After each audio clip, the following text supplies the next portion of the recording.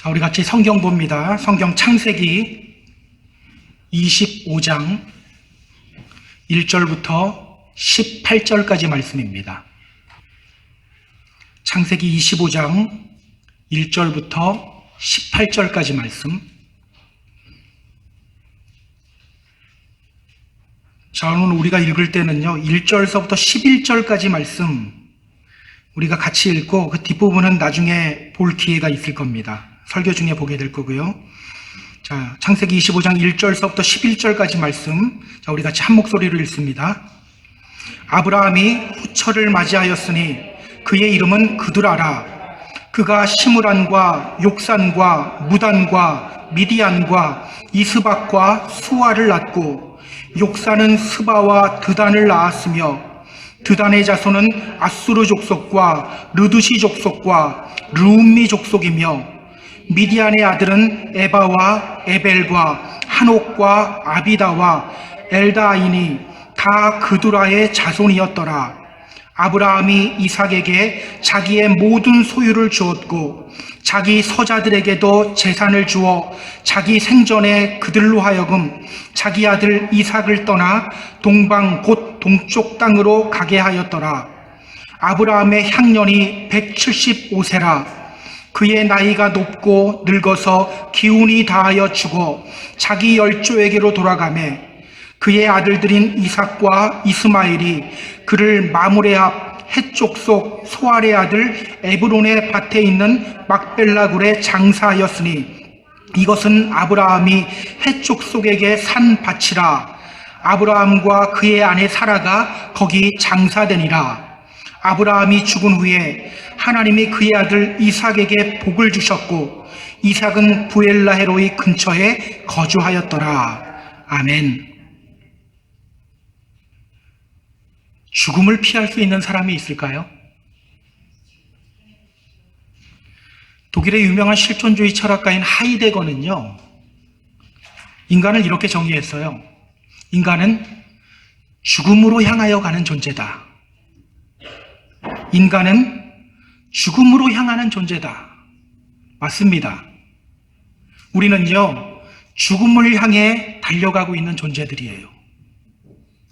어느 누구도 죽음을 막을 수가 없습니다. 중국의 진시 황제를 보세요. 그는요, 죽음을 피하기 위해 온갖 노력을 했어요. 자기 신하들을 시켜서 불로장생할 수 있는 묘약을 구해오도록 했어요. 그런데 그는요, 몇 살에 죽었는지 아세요? 49살에 죽었어요. 죽음을 피하기 위해 노력했지만 죽음을 피할 수 없었던 거예요. 오늘날도 마찬가지죠. 인간은 의학을 발달시키면서 조금이라도 죽음과 멀어지기 위해 노력하지만 어느 누구도 죽음을 막을 수가 없습니다. 성경은요, 우리 인간은 모두 죽음을 맞이해야 하는 존재라고 말합니다.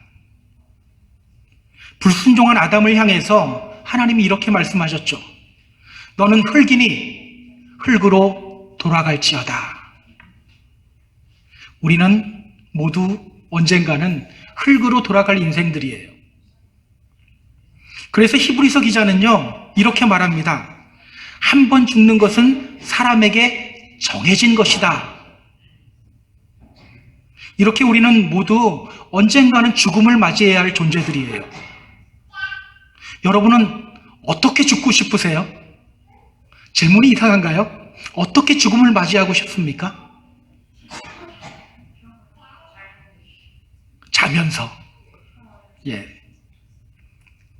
오늘 본문은요, 아브라함이 죽음을 맞이하는 장면이에요. 75세의 나이에 하나님의 부르심을 받았던 아브라함은요, 100세의 아들 이삭을 낳았고 그의 나이 137세에 사랑하는 아내 사라를 떠나보냈죠. 그리고 오늘 아브라함도 175세의 나이로 죽음을 맞이하는 장면이에요. 오늘 이 장면을 통해서 성경이 우리에게 전하는 메시지가 뭘까요? 우리 함께 살펴보도록 하겠습니다. 자, 그럼 본문으로 들어갈게요. 1절 보시기 바랍니다. 자, 1절 같이 읽습니다. 아브라함이 후처를 맞이하였으니 그의 이름은 그두라라.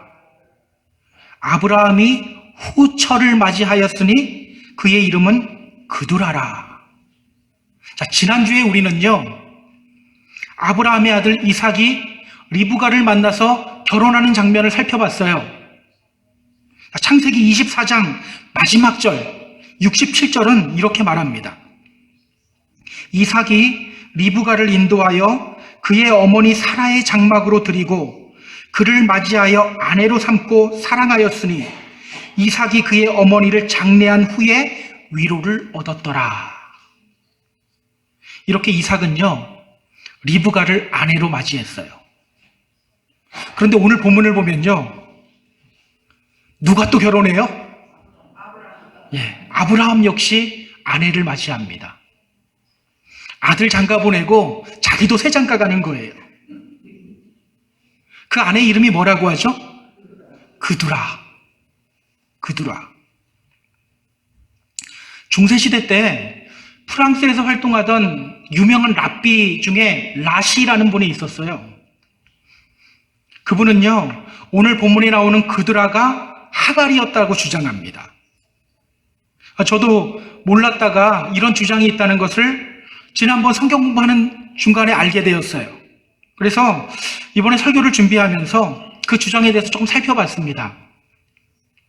그런데요, 그 주장을 뒷받침할 수 있는 근거가 성경에 전혀 없어요.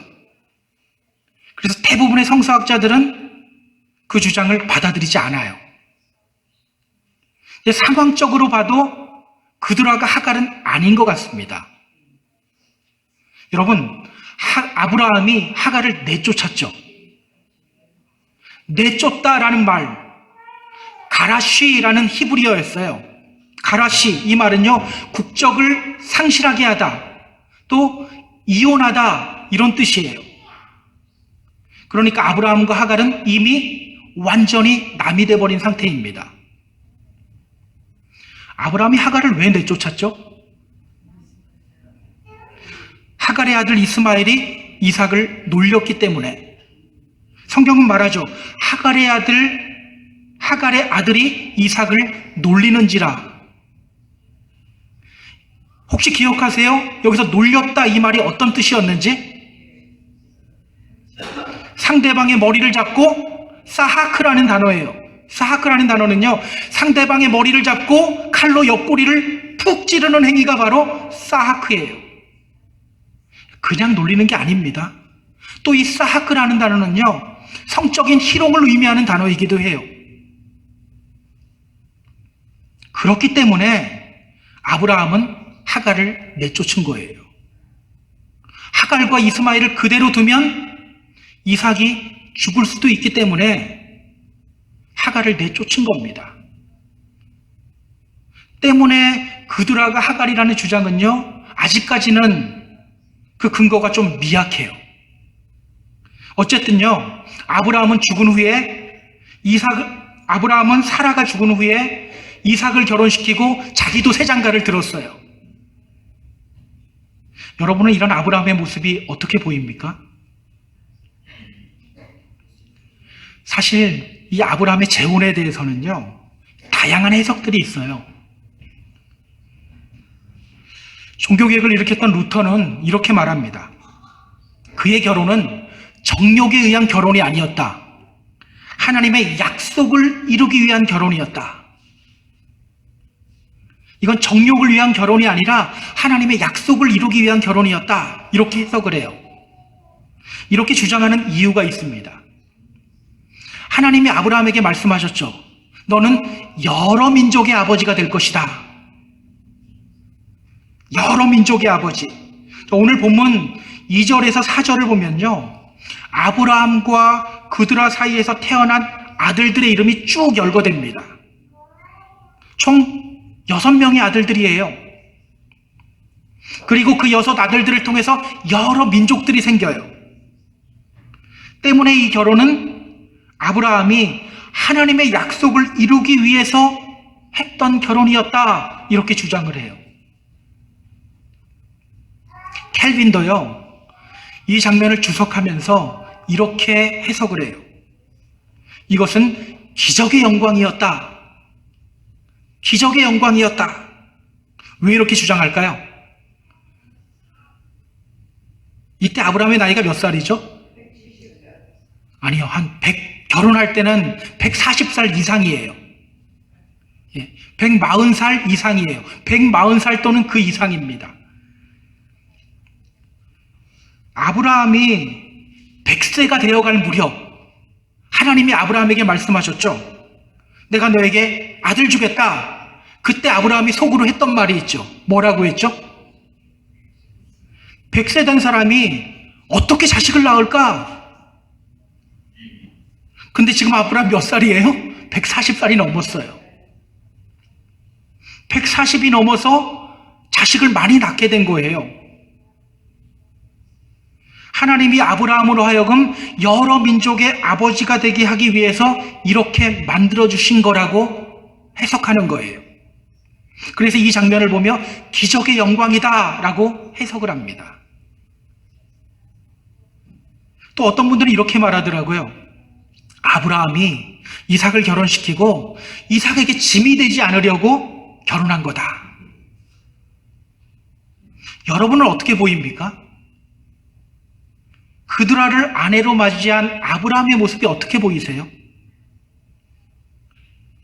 저는 솔직히 이런 생각이 들어요. 이제 나이도 들 만큼 들었는데 그 나이에 그냥 혼자 살지 왜 굳이 결혼을 했을까? 그렇다면 여러분, 성경은 이런 아브라함을 어떻게 볼까요? 성경은 이런 아브라함을 어떻게 볼까? 우리 성경 좀 찾아볼까요? 역대상 1장 32절, 33절. 제가 가진 성경으로는요, 구약 637페이지입니다. 역대상 1장 32절, 33절. 우리 찾으신 분들 같이 읽어볼까요? 아브라함의 소실 그드라가 낳은 자손은 시므란과 욕산과 무단과 미디안과 이스박과 수아요. 욕산의 자손은 스바와 드다니요. 미디안의 자손은 에바와 에벨과 한옥과 아비다와 엘다아니. 이들은 모두 그드라의 자손들이라. 성경 잘 보세요. 성경은 그드라에 대해서 뭐라고 말합니까? 아브라함의 소실 그드라. 아브라함의 소실 그드라. 아브라함의 아내라고 하지 않아요. 여러분, 지금 사라가 이미 죽은 지 몇 년이 지났잖아요. 그리고 아내를 맞이하는 거면 아내가 맞잖아요. 그런데 성경은 뭐라고 이야기하냐면요, 아내라고 하지 않고 첩이라고 하고 있어요. 아브라함의 결혼을 좋은 시선으로 보는 것 같습니까? 아니면 그렇지 않은 시선으로 보는 것 같습니까? 맞아요. 좋지 않은 시선으로 보는 거예요. 성경에 보면요, 첩으로 인해 좋지 않은 사건들이 일어나요. 사사기에 보면요, 한 레위인이 첩을 얻어요. 그 첩으로 인해서 이스라엘 11지파와 베냐민 지파 한 지파 간의 전쟁이 일어납니다. 형제들 간에 피비린내 나는 전쟁이 일어나요. 그때 베냐민 지파가 거의 멸절되다시피 하죠. 성경이 그드라를 아브라함의 아내라고 하지 않고 첩이라고 하는 것은요, 아브라함의 결혼을 좋지 않게 평가하고 있다는 거예요. 아브라함은 오직 이삭만이 약속의 자녀라는 것 알고 있었어요. 하나님이 그에게 말씀하셨잖아요. 이삭에게서 나는 자라야 너의 씨라고 불릴 것이다. 창세기 21장 12절에서 말씀하셨어요. 이삭에게서 나는 자라야 내 씨라 부를 것이다. 그는 분명히 그 말씀 들었어요. 그리고 예전에 하갈을 통해 태어난 이스마엘이 이삭을 괴롭혔던 사건도 이미 경험했죠. 그런데 정신 차리지 못하고 그두라를 통해서 또 아들들을 낳은 거예요. 그렇다면 여러분, 성경이 이 장면을 통해서 우리에게 말하려고 하는 것이 뭘까요? 그런즉 선줄로 생각하는 자는 넘어질까 조심하라. 그런즉 선줄로 생각하는 자는 넘어질까 조심하라. 우리는 지금까지요, 믿음 위에 확고하게 서 있는 아브라함의 모습을 봐왔어요. 그는 아들 이삭의 아내를 찾기 위해서 자신의 종을 자기 고향으로 보내죠.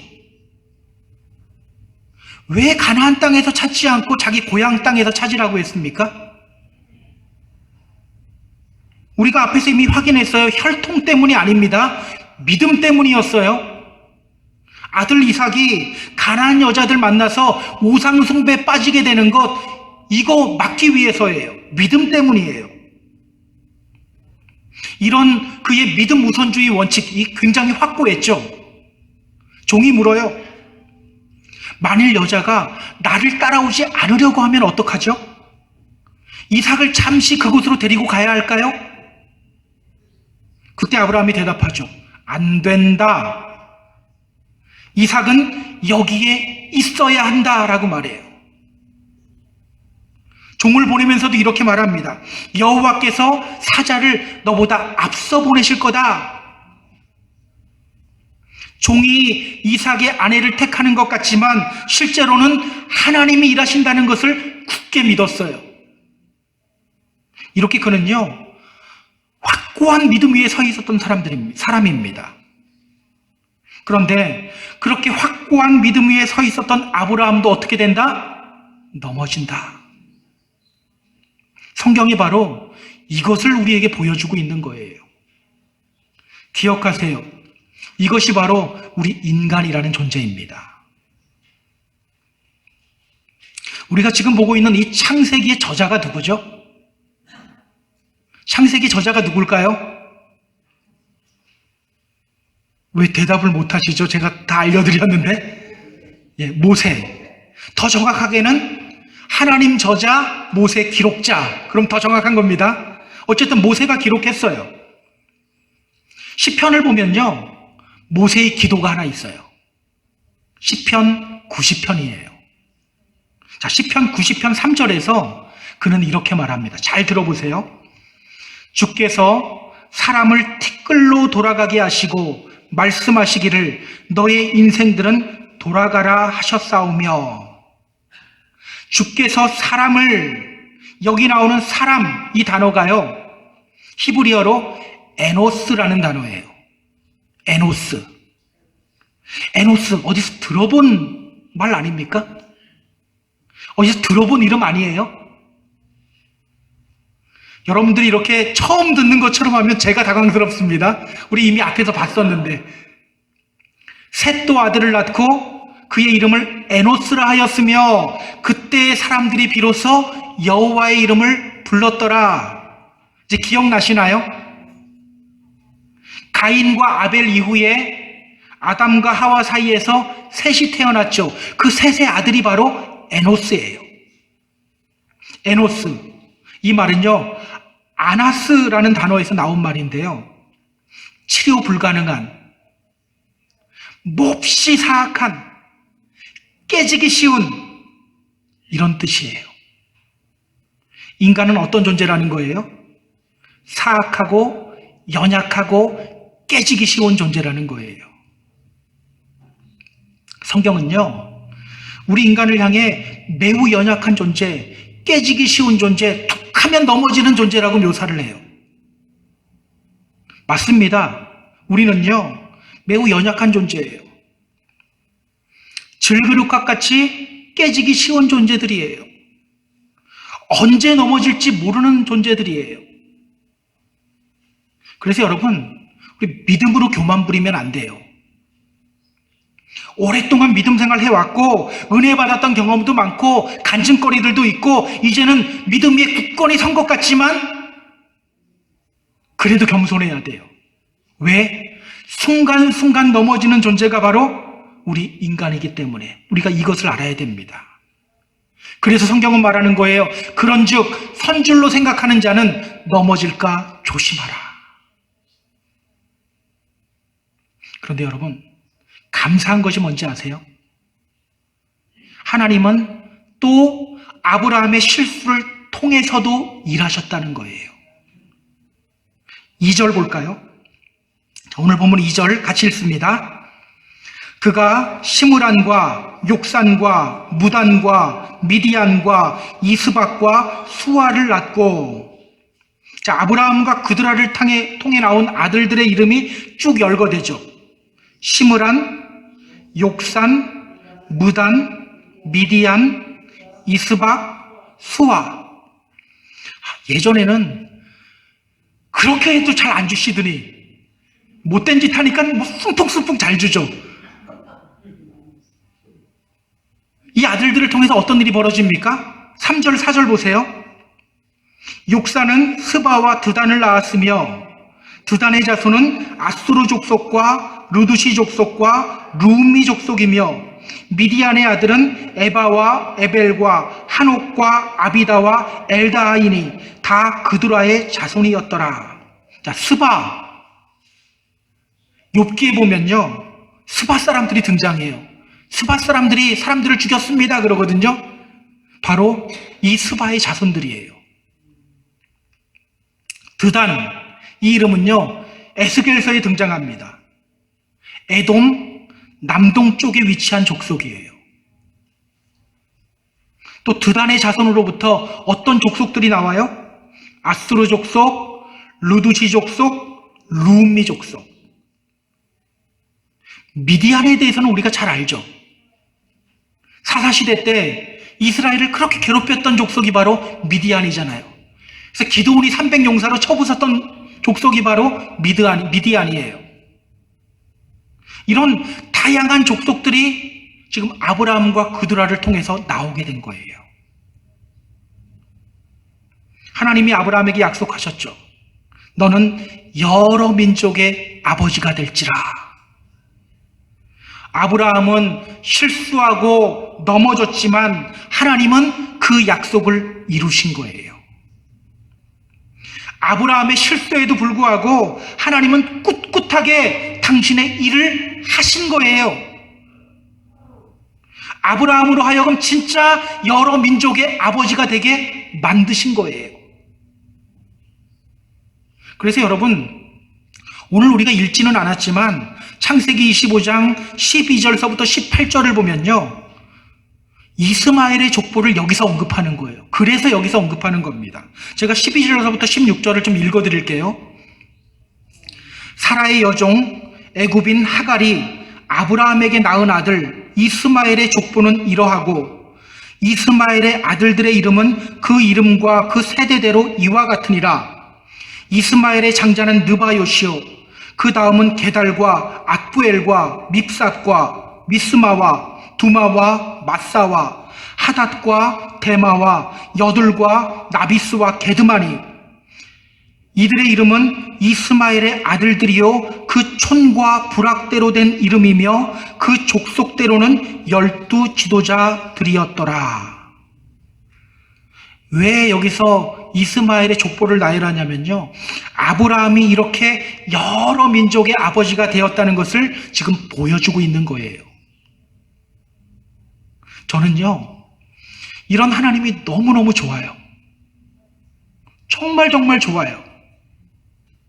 모든 것을 합력하여 선을 이루시는 하나님, 모든 것을 합력하여 당신의 뜻을 이루시는 하나님. 이런 하나님을 묵상할 때 다윗은 이렇게 고백하죠. 사람이 무엇이간데 주께서 그를 생각하시며 인자가 무엇이간데 주께서 그를 돌보시나이까. 사람이 무엇이기에 주께서 그를 생각하십니까? 여기에 나오는 사람이라는 단어도 에노스라는 단어를 써요. 그렇게 깨지기 쉬운 존재를 주님이 생각하시고 돌보신다는 거예요. 오늘 우리들에게도 이런 믿음의 고백이 있었으면 좋겠습니다. 기억하세요. 우리 하나님은요, 우리의 실수를 통해서도 일하십니다. 그래서 여러분, 넘어졌다고 너무 좌절하지 마세요. 우리가 보잘것없고 실수와 실패할 수밖에 없는 존재라고 할지라도 하나님께서는 그런 우리를 통해서도 하나님의 일을 이루실 능력 있는 분이십니다. 이 사실을 늘 명심하시기 바랍니다. 그래서 넘어진 나를 바라보라고 이야기하지 않고 우리를 일으켜주시는 주님 바라보라고 계속해서 말씀드리는 거예요. 우리를 일으켜주시는 주님 바라보면서 다시 달려나가라고 그래서 계속해서 말씀하시는 거예요. 말씀드리는 거예요. 자, 그런데 오늘 본문을 보면요, 이렇게 노년에 정신 못 차리고 있던 아브라함이 갑자기 정신을 차려요. 자, 우리 5절 6절 볼까요? 자, 5절 6절 같이 읽습니다. 아브라함이 이삭에게 자기의 모든 소유를 주었고 자기 서자들에게도 재산을 주어 자기 생전에 그들로 하여금 자기 아들 이삭을 떠나 동방 곧 동쪽 땅으로 가게 하였더라. 성경은 말합니다. 아브라함이 이삭에게 자기의 모든 소유를 주었다. 그는 갑자기 이삭에게 자기의 모든 소유를 물려줘요. 자, 모든 소유를 물려주었다. 이게 무엇을 의미하죠? 이삭을 자신의 상속자로 선포했다라는 거예요. 이삭이 내 상속자다 선포한 거예요. 그리고 그는 자신과 그두라 사이에서 태어난 아들들에게도 재산을 주죠. 여기서 말하는 재산은요, 마타나라는 히브리어인데요. 마타나, 이 말은 gift, 선물이라는 뜻이에요. 이 부분을 이렇게 오해하면 안 돼요. 아브라함이 자신의 소유를 자식의 수대로 이렇게 똑같이 나눠줬다, 이게 아닙니다. 이삭에게 모든 것을 상속했고 다른 자식들에게는 선물을 줬다는 거예요. 선물을 준 이유가 뭐죠? 왜 선물 줬을까요? 자, 성경은 말합니다. 자기 생전에 그들로 하여금 자기 아들 이삭을 떠나 동방 곧 동쪽 땅으로 가게 하였더라. 자신과 그두라 사이에서 태어난 아들들에게 선물을 주어서 어떻게? 이삭을 떠나게. 예전에 하갈과 이스마엘을 내보냈던 것처럼 그들을 내보내기 위해서예요. 왜 그는 6 아들들에게 선물 주어서 이삭을 떠나게 했을까요? 만약 그들을 자기 옆에 끝까지 두고 있었다면 어떤 일이 벌어졌을까요? 예전에 우리 봤잖아요. 이스마엘이 이삭에게 저질렀던 그 일들이 다시 반복될 거예요. 그러한 일들을 방지하기 위해서 지금 내보내는 거예요. 그들은 약속의 자녀가 아니죠. 예전에 하갈과 이스마엘을 내보내야 됐을 때, 그때 아브라함 굉장히 근심했어요. 이스마엘도 내 아들인데 이거 어떻게 내보내? 그런데 그때 하나님이 말씀하셨죠. 창세기 21장 12절. 우리 한번 확인해 보세요. 창세기 21장 12절. 우리 같이 한번 확인해 봐야 될 것 같아요. 가까운 데 있으니까 다 확인하시기 바랍니다. 창세기 21장 12절 같이 읽습니다. 하나님이 아브라함에게 이르시되 내 아이나 내 여종으로 말미암아 근심하지 말고 사라가 내게 이른 말을 다 들으라. 이삭에게서 나는 자라야 내 씨라 부를 것임이니라. 자, 바울도 이 말씀을 로마서 9장 7절에서 다시 한번 언급해요. 아브라함의 씨가 다 그의 자녀가 아니라 오직 이삭으로부터 난 자라야 내 씨라 불리리라 하셨으니. 그러니까 지금 그는요, 다시 말씀 위에 서고 있는 거예요. 다시 하나님의 약속을 기억하며 말씀 위에 서고 있는 거예요. 정신 못 차리고 살다가 갑자기 말씀이 기억하고 하나님의 약속이 기억나면서 다시 그 약속 위에 서고 있는 거예요. 혹시 지금 다른 곳에 서 있는 분 있나요? 오늘 아브라함과 같이 다시 말씀 위에 서게 되는 저와 여러분이 되기를 주님의 이름으로 소망합니다. 여러분, 그가 왜 이렇게 갑자기 하나님의 약속을 기억하며 다시 말씀 위에 서게 되었을까요? 왜 갑자기 이렇게? 자, 오늘 본문 7절, 9절, 10절 보시기 바랍니다. 자, 오늘 보면 7절, 9절, 10절 같이 읽습니다. 아브라함의 향년이 175세라. 그의 나이가 높고 늙어서 기운이 다하여 죽어 자기 열조에게로 돌아가매 그의 아들들인 이삭과 이스마엘이 그를 마므레 앞 해쪽 속 소알의 아들 에브론의 밭에 있는 막벨라 굴에 장사하였으니 이것은 아브라함이 해쪽 속에게서 산 밭이라. 아브라함과 그의 아내 사라가 거기 장사되니라. 자, 어떤 장면이 나와요? 아브라함이 175세의 나이로 죽어서 장사되는 장면이 나오죠. 그러니까 아브라함은요, 자신의 죽음을 준비한 거예요. 자신의 죽음을 기억하자 갑자기 정신이 번쩍 난 거예요. 내가 지금 이렇게 살면 안 되지. 다시 말씀 위에 서게 된 거예요. 정리할 것들 정리하고 떠나 보내야 할 것들 떠나 보내는 거예요. 오늘 우리가 본받아야 할 모습입니다.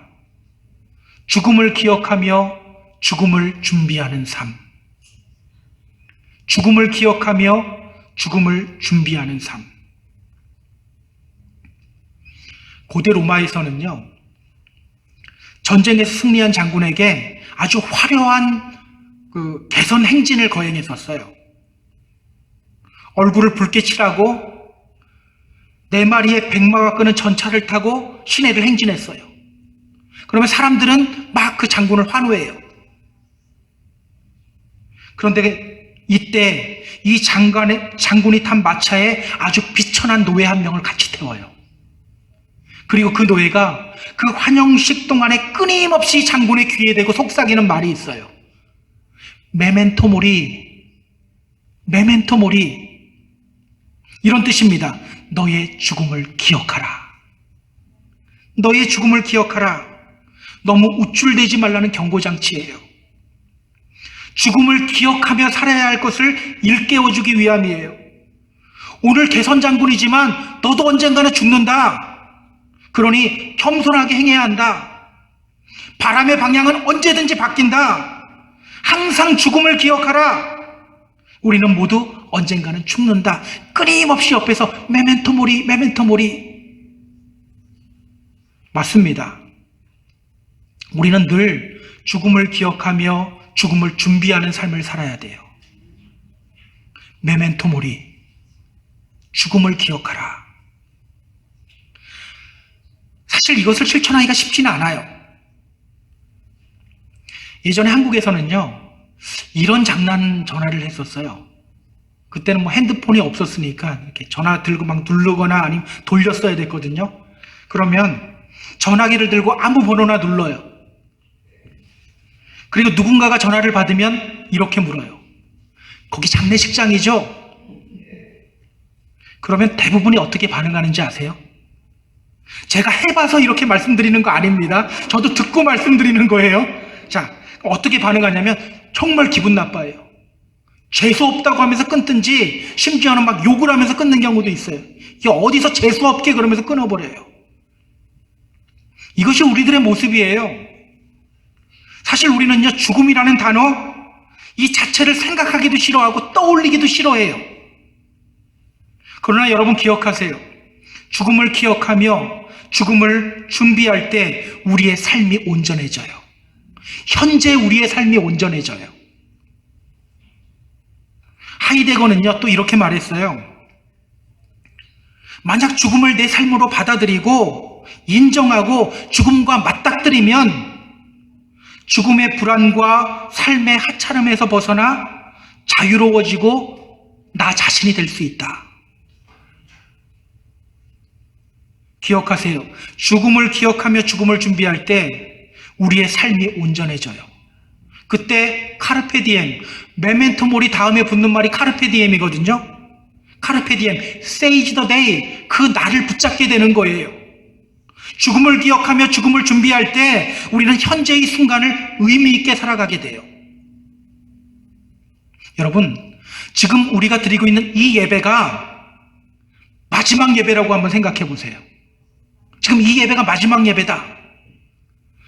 정신이 번쩍 나지 않습니까? 예배 드리면서 다른 사람 뒤통수 보면서 하나님 이상하게 저 사람만 보면 싫어 이렇게 생각할 여유가 없어요. 오늘 저 목사 설교 들을 만한가 한번 보자 이렇게 할 여유가 없어요. 한 말씀 한 말씀 다 하나님께 집중하게 되고 더 말씀 속으로 들어갈 수밖에 없게 돼요. 제가 아는 어떤 분은요, 이상하게 오랫동안 믿음 생활해도 변화가 없었어요. 왜 이렇게 술을 자주 마시나 몰랐어요. 술만 마시면 이 사람들에게 폭력을 일삼는 거예요. 심지어는 술에 취한 상태로 또 새벽에 교회를 가요. 그래서 또 목사님을 때렸네요.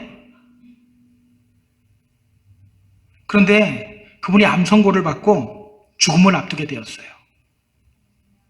죽음이 가까워짐을 인지하게 되자 그때 변하기 시작하는 거예요. 목사님 찾아가서 용서 빌어요. 그동안 자기가 잘못했던 것 하나하나 회개하기 시작해요. 하나님 만날 준비했던 거예요. 다시 한번 말씀드립니다. 죽음을 기억할 때 우리는 현재를 올바르게 살아갈 수 있어요. 죽음을 기억할 때 우리는 이 현재의 삶에서 주님께 최선을 다하는 삶을 살아갈 수 있게 됩니다. 그렇다면 여러분, 죽음을 기억하는 삶, 이 삶은 구체적으로 무엇을 실천하는 삶일까요? 죽음을 기억하고 죽음을 준비하면서 우리가 실천해야 할 것이 뭘까요?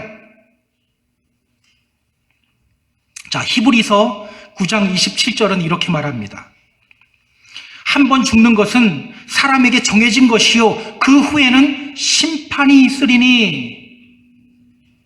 여러분, 죽으면 죽는 걸로 끝나나요? 그렇지 않죠.